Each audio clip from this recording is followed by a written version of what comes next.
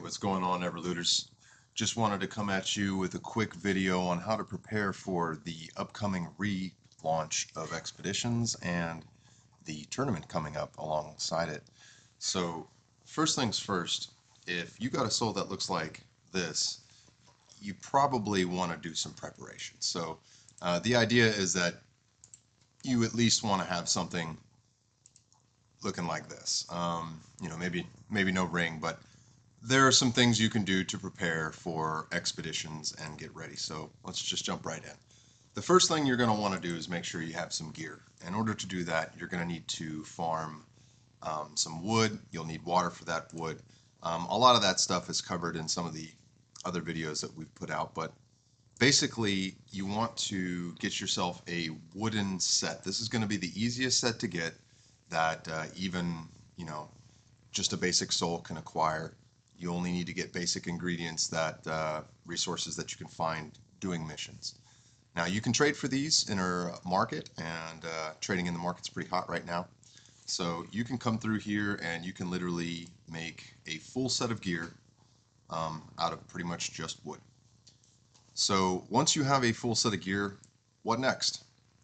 Okay, so the first thing you're going to want to do is prepare some potions, because expeditions gets pretty dangerous. They're rather deadly when you start going up the difficulties. There's 3 difficulties in expeditions: Whisper, Terror, and Abyss. Now they get stronger as they go, so the idea is that in order to get to the next difficulty, you need to maintain a streak. So every time you beat Leche, the boss, you earn a streak. These little candles right here, they unlock. So you want to stay alive. You want to get to the end, you want to beat the boss, and you want to unlock these candles to progress. This is what this new tournament's going to be all about, is getting as far as you can, getting to Abyss and completing as many Abyss runs as possible, if possible. That's going to get you the highest score and move you up the leaderboard. So it becomes really important to maybe carry a little bit more than just potions. Tinctures kind of enable players to boost their stats a little higher than they would be otherwise. So this will be important when you're moving up the difficulties. You can make tinctures at the same place you can make potions. So you'll come over here to the Sand Harbor, which I'll come back one more. And so you can jump into tracking. You come over here to the Sand Harbor up at the top right, and you'll head over here to the little fire pit. The fire pit will give you access to the food and potion crafting. Now, what you can do with this is you can come in here and you can make minor health potions. You can make just regular health potions and even majors. Now, these all have different healing properties. You'll probably want to use the higher tier potions as you move up in difficulty, but you certainly want to make some health potions. These are going to keep you topped up as you're moving through the dungeon. Now you got to keep in mind you're going to lose a little bit of health every room you move, so losing health is unavoidable. Now as you scroll down, you can see that there's different crafts available to you. Potions don't just come in health varieties, they actually have attack and defense varieties too.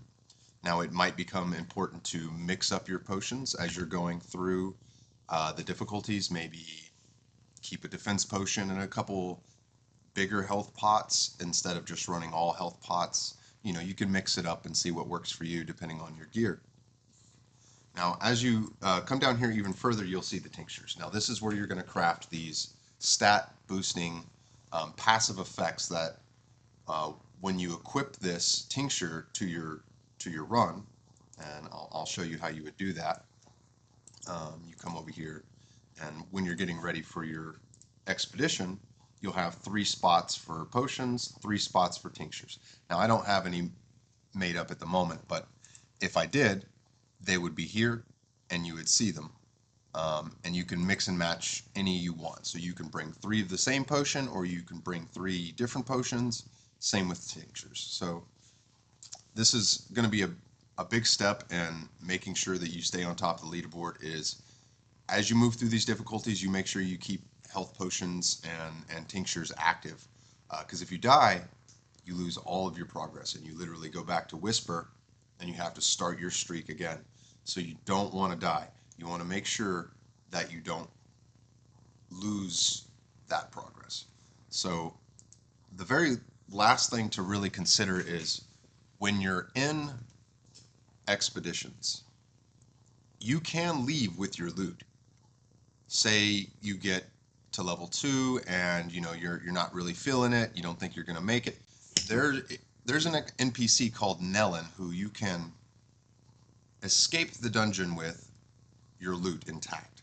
Now, if you use that mechanic, it will also end your run streak, because the only thing that gives you a streak is killing Leche. So you got to beat the boss, and when you beat the boss, you automatically close the run. So the only way to continue to grow that streak is to just keep killing the boss. Make sure your gear is sufficient to move forward.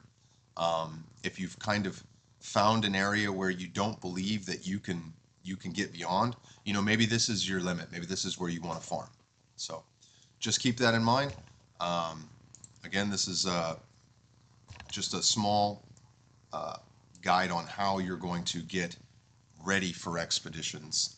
Again, you're going to want to farm your herbs for your potions, and in order to get your wood for your gear, you're going to want to go ahead and do wood farming missions. Thanks, guys. See you around.